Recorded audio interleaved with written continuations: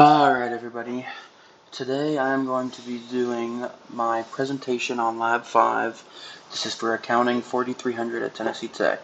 I chose to do Case 2, and that one is going to involve Bed Bath & Beyond, the financial risk. We are asked to extend a line of credit to them, and I am going to be going over which answer I chose, if I extended or if I don't extend. So, to start off, I'm going to give you a slight overview of my Excel sheet that I used to answer this question. So to start off, as you can see, these are the inputs. So what these are going to do is they're going to allow you to change what happens on the Excel sheet. So over here on calculations, any data that you put in over here will automatically change over here. And it's the same for, as you can see here, there's an interactive dashboard that's going to have graphs and models that will automatically update as well when you change these in. And as you can see, I specifically put them in for z-score for the z-score model over here. And then I have O-score over here, and then the Smajewski, which is on the right over here. You have to scroll over. There's a Majewski. And then as you can see, I already have numbers in here. All these numbers is I took them straight from the financial statements from 2021. So it's going to be the dated 2022, but it's going to be the financial statements from 2021. That's just the way their fiscal year ends. It's not an even year, so it's kind of weird, but on the report it does say 2021 financial statements. They're just ended in 2022. And then, so as I said, right now I have them all labeled from here. I actually have them just equals the numbers, just so it's exact numbers and exact figures. But the whole point is to test and see. We did a little bit of figuring, trying to see if there's any way to decrease the risk, but as I'll go into a little bit more later in the executive summary, we were not able to find any way to take these numbers and it be worth us taking the risk of extending credit to this company. As we already talked about over here, we have the scores, which I'll go a little bit more in detail into what they are. So right here you have the z-score.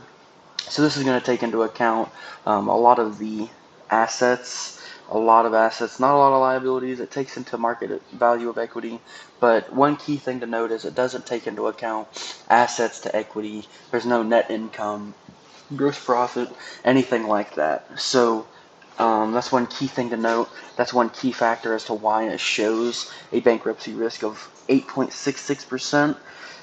That does show that maybe we should take into account, maybe we should extend them some credit, but as I'll talk about more in the executive summary, there's a reason as to why we kind of overlooked, not necessarily overlooked, but we took into account other things, other parts of the financial statements. And part of that is because, as you can see here, like I said, these take into account total liabilities compared to total assets. It takes in net incomes compared to net total assets. Like I said, net income. This one's going to take, this is one of the key factors of this one, negative 0.521 into the score. That or positive, it's going to add to it to increase the risk. That is because net income, let's go over here to the financial statements. Net income has been negative for the past 3 years. And when you're looking at that, you're like, well, maybe they're trying to improve here from this year to this year. As you can see, it went up by almost $500,000. That's good. That's good progress if you're in the negatives. But again, this year they go straight back down. And that's another reason why the z-score isn't good. It counts into equity, which if you're a financial statement, if you're looking at the financial statements, deciding in the year prior, well, should I commit into this? Well, going into 2021, you might say, I might invest. Their net income's going up. Looks like they might be on the upswing. But by the end of the year, you can't ever know. You can't look into the future and see that they're actually going to go back down into the negative, almost to where they were before. So they're back down on the negative swing. Alright, talked about that. Let's go to the executive summary. So like I said, this is going to be my decision. Of course, as I've kind of alluded to and mentioned, we did not extend the credit to Bath & Beyond.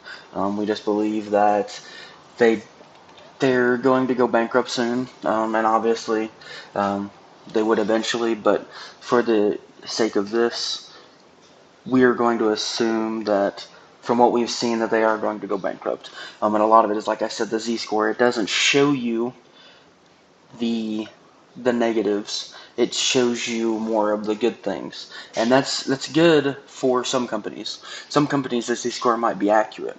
It might accurately show, hey, look at these negative things. And that's the thing with a lot of these models.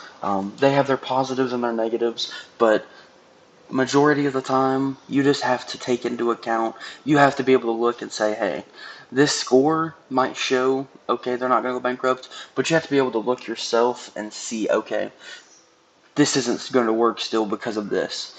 And you have to be able to look at that. And that's another reason why you take multiple models. If I would have just taken the Z-score and not taken into account the other things, I might have been like, hey, let's extend them credit, and then we'd be down some money. And that would not be good. So with the multiple models, you do get to look at all of the different sorts of accounts that go into account and all the separate models and such. Alright, and then if you look down here at the testing, like I said, we looked at decreasing total liabilities by 4.25 million, which is a lot, but it would only drop the O score to 55%. And when you look at decreasing by almost 750 million, that is a lot of money to decrease in liabilities. I mean, 750 million is a lot. When your assets are decreasing, I believe they decreased, let's go over here and look, I believe they decreased by 1.3 million. Let's see, total assets, yep, decreased by 1.3 million. That is not good when you're also trying to decrease liabilities in this scenario that I've given. So, like I said, this Excel sheet is based around looking at all the figures. So I couldn't do that without showing a graphs. Me personally, I'm a visual learner, so putting these graphs in here was a must. You have to be able to look and say, okay, visually, this makes sense. So right here, as I've already alluded to, the total assets versus total liabilities, as you can see, it got worse. It was 55% to 45%. That's not terrible, especially you have to consider more factors than just this. But when you look at the gross profit and you see the net income and you see, okay, our expenses are more than our profits, that's not good when your liabilities are also comparable to your assets. I mean, it went from 55%, like I said, it went down 1.3 million from 2020 to 2021. So with the liabilities staying around the same, they decreased by about 0.2 million. If your assets stay around the same, it's not that big of a deal. But when you compare the two and you say, okay, liabilities went down 2.2 million, but total assets went down by almost 1.5 million. So that's something you do have to take into account when looking at it. Also, with the inputs, I have protected this sheet so you can't edit anything. So, with that, I did let you edit, as I said, the inputs on this page. You can edit them, do your own testing.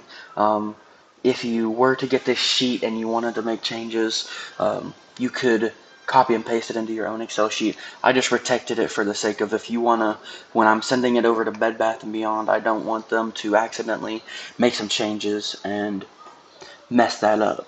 So I protected all the sheets. The only thing you can change are that inputs, but I've also made it to where you can edit this. So this allows you to edit the O score. And the reason I chose the O score over the others is because, in my opinion, the O score is the best predictor. Just because if you look at this screen, simply based off of the amount of factors, you would assume that it would be the greatest, most likely to predict, just because the more factors you have, the more likely you are to be correct. Especially when you look at the diversity, you got a lot of different factors. You got a lot of different accounts. So it's going to be the most accurate in my opinion. Alright, and like I said, you can go here and filter. That's one of the good things about this graph. You can filter things out, you can edit changes, and you can see just exactly what changes are necessary. And what matters the most to the models. And same thing here, you can see what affects the models the most. Alright.